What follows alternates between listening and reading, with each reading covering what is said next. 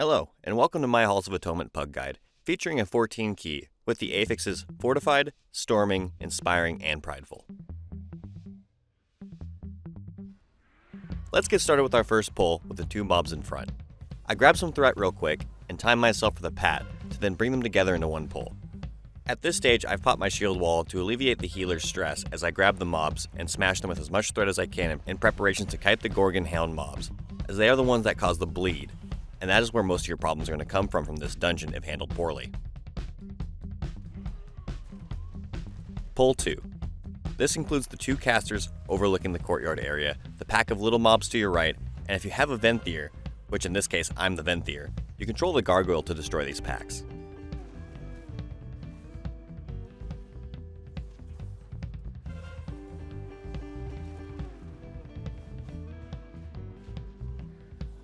Depending on affixes, I may also grab the Gorgon pad as well, but for the sake of reducing risk of a wipe, I wait till the casters are near death because I need people to priority kick the caster's obliteration spell, so I do not want them inspired.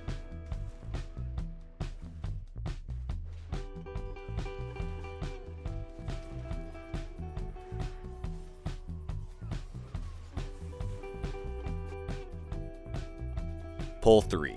Kill only these two casters before the Halkius. This will spawn your first Prideful to push it down.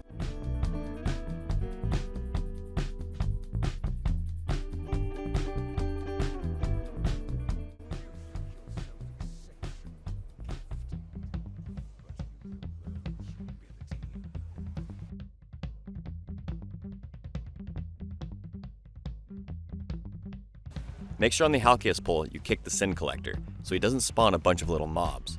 They are weak, but on necrotic weeks, they become a problem very quickly if left unchecked. Healers take note of the Halkius' unavoidable AoE. You may need to pop a cooldown or two each time he uses it. Otherwise, don't stand in swirlies.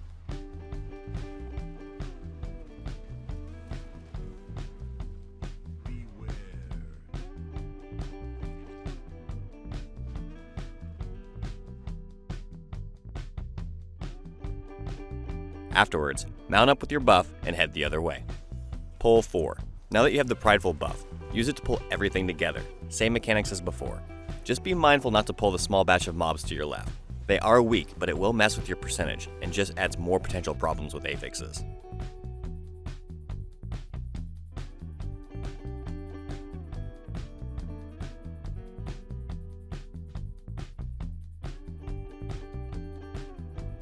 Pull 5. For the safety of the team and to prevent body pulls, carefully get the Gorgon pack directly below you. If you don't have an ability to pull, just carefully go to the edge and jump for a body pull to bring them up safely. Afterwards, either continue to pull from above or go down and kill the small group before you're Prideful.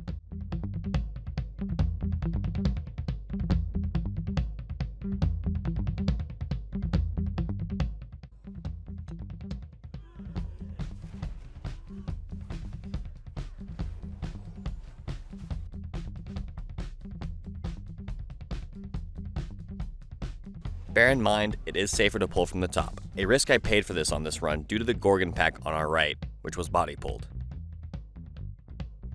This is easily prevented by just staying up top. In fact, you can pull that group instead of the small little pack below, just to be more safe.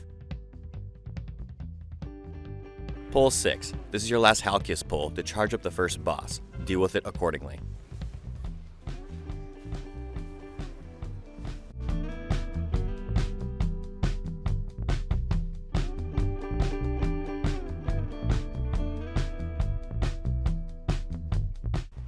Pull 7. If the Gorgon pack is still there, kill it alone, or together with the two casters standing at the entrance of the courtyard. I like to use the gazebo's posts as a line of sight to interrupt casts and move them away from the gargoyle and Gorgon patrol just outside.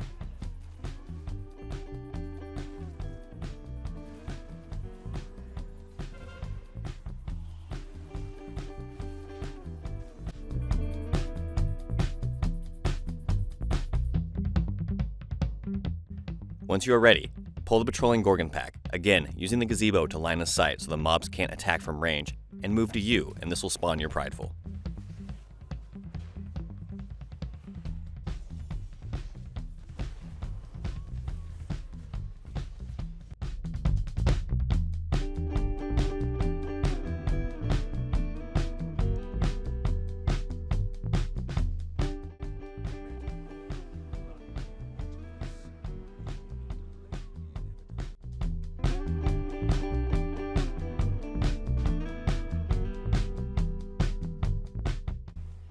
Pull 8. While buffed with the Prideful, have any Venthyr grab the Gargoyle real fast, and together with the Prideful buff, use Lust on the large pull before the boss. Sadly, the Lust on my team did not understand or missed my message on this run, but that's okay.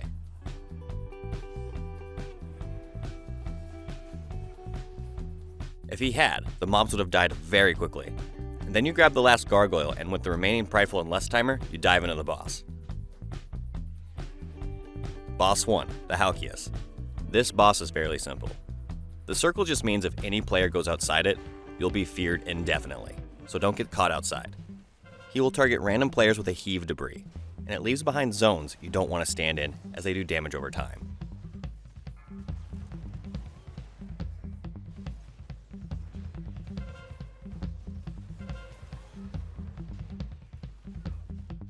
He will repeat this process until he is ready to cast Refracted Sunlight, where he will become stationary and slowly spin a beam that everyone has to avoid.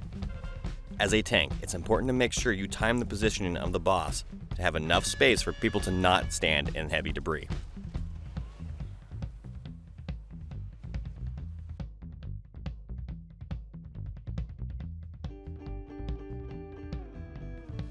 Pull 9. For Pull 9, it will depend on whether or not you wish to skip with potions or a rogue to the next boss. For this run, we did use a rogue, so to make my enemy forces percentage, I need to pull both sides of casters at the stairs and then the Gorgon patrol before we skip. If you do not have a skip, only pull one group of casters by the stairs. The one where you already killed a patrol of Gorgons earlier will do.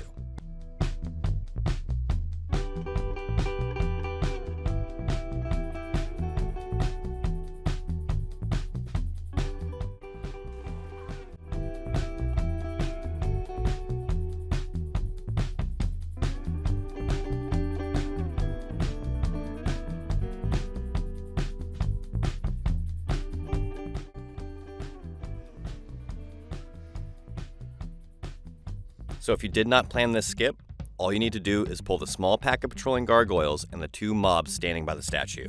Afterwards, mount up and time going through the mobs and up the stairs once the large gargoyle is out of the way.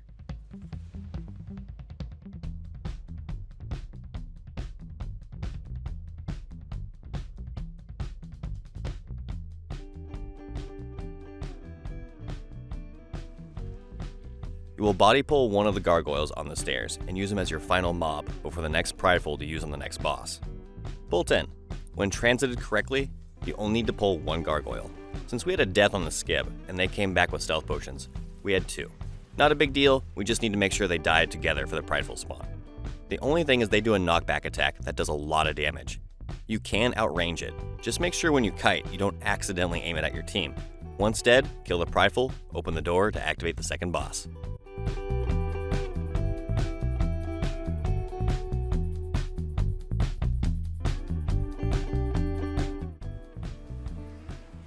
Boss 2, Echelon. Echelon will randomly target players with a Blood Torrent. Much like the Halkius, it's a puddle on the ground that stays for the encounter, and you don't want to stand in it.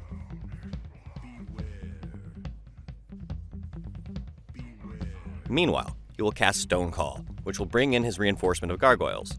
If you don't immediately do damage to them, they will run right up to the boss into melee range, where you can easily cleave them down. Once dead, they are not officially gone yet. You need to finish them off with the boss's stone-shattering leap, which will be on a random player. They need to stack on all the adds to destroy them before they can no longer move from the Curse of Stone. Everyone else needs to get out of the way.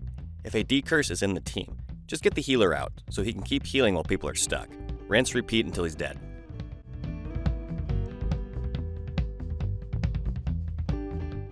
Pull 11. More Gorgons. More kiting.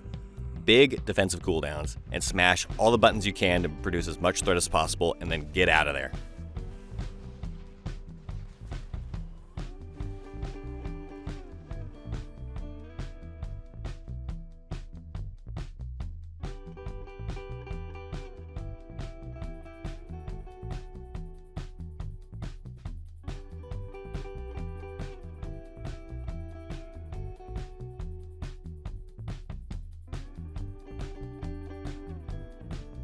Pull 12. On this pull, make sure to kick the Sin Collector in the back, the one who's inspired, and pull to the left, grabbing the gargoyle and using the pillars to make the caster move to you. If you do not have a Venthyr in the party to get the gargoyle, it's okay to LOS pull to the last room, but you need to assign some kicks to the collector so you're not overrun with affixes from her ads.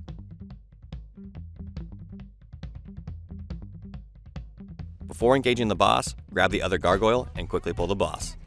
This is boss number 3, Elise. Elise will cast kickable bolts and volleys respectively. You can only choose to spell reflect her bolts. Tank her near the blood vial so when the spectral procession spawns, it will randomly choose a party member, and if it's a melee member, they do not have to get off the boss to go to a blood vial. You're already there. That way you have maximum uptime for your melee to keep DPSing. And once you've used all 4 vials to absorb this mob, which is pulsing AoE to the party, a random one will spawn. Once that one spawns, find it, and go and pull the boss that direction. Otherwise, don't stand in the swirlies. Kill the boss. Pull 13. This pull is unique in the sense that it's technically one mob, who will siphon the life of all the mobs in the stands to heal himself back to full, and spawn mobs that can fixate on random team members. As everyone kills the stands, the tank needs to grab the caster and all the mobs it can to keep the party healthy. The mobs also drop pools as they die.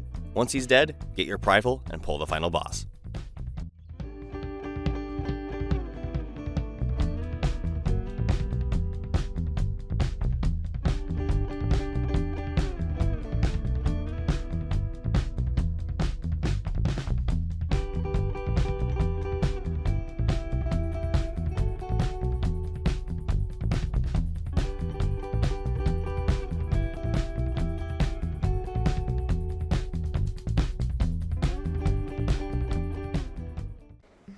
Welcome to your final boss, Lord Chamberlain.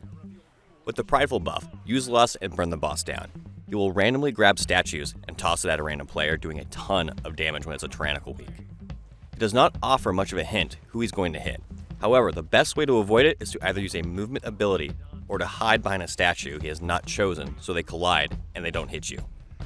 He will randomly cast a cone attack and will eventually pull all the statues together with his Ritual of Woe. Watch out as he surrounds himself and then pushes them outward. The healer needs to prepare to use cooldowns while 4 people get in between the statues and Chamberlain to soak the channel. If you do not soak it, you will pulse an AoE from that statue, which will be a huge AoE spike of damage to the party, and your healer will not be happy.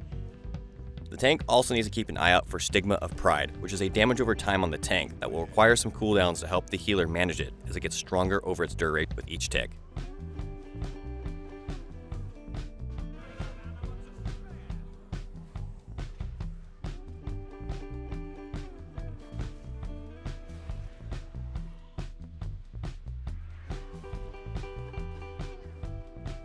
And that is Halls of Atonement. I hope you enjoyed this guide and that it helped you out figure out a new route and new ways of doing things.